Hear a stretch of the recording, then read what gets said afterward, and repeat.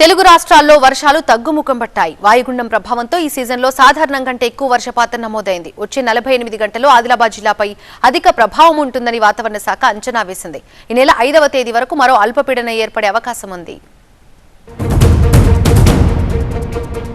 వాయుగుండం ప్రభావంతో 2 రోజుల పాటు తెలుగు రాష్ట్రాలను వర్షం అతలాకుతలం చేసింది. పలు చోట్ల భారీగా వర్షపాతం నమోదైంది. బంగాళాఖాతంలో ఏర్పడ్డ వాయుగుండం క్రమంగా బలహీనపడుతోంది. రానున్న 12 గంటల్లో అల్పపీడనంగా మారే అవకాశం ఉంది.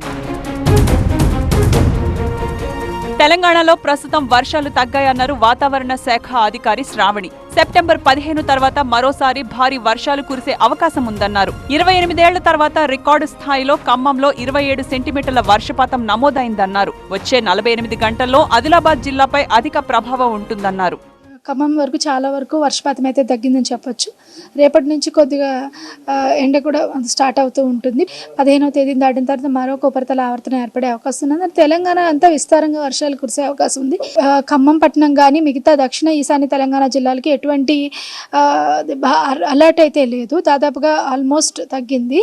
ఇంటెన్సిటీ కూడా తగ్గింది. కాబట్టి మనకి ఈ ద్రోణి ఈ వాయుగుండం అనేది దాదాపుగా చంద్రపూర్ అంటే మరత్వాడ ప్రదేశాల్లో కేంద్రీకరించబడ్డ వల్ల ఉత్తర తెలంగాణ జిల్లాలకైతే కొద్దిగా అలర్ట్ అయితే ఉండే అవకాశం ఉంది. ముఖ్యంగా ఆదిలాబాద్ మీద ఈ ప్రభావం ఉండే అవకాశం ఉంది. ఈ సీజన్లో వాయుగుండం ప్రభావంతో సాధారణం కంటే ఎక్కువ వర్షపాతం నమోదైందన్నారు తుఫాన్ హెచ్చరికల కేంద్రం డైరెక్టర్ శ్రీనివాస్. విదర్భ, తెలంగాణ పరిసర ప్రాంతాలపై వాయుగుండం కొనసాగుతోందన్నారు. ప్రస్తుతం ఏపీలో భారీ వర్షాలు అయితే కురిసే అవకాశం లేదన్నారు.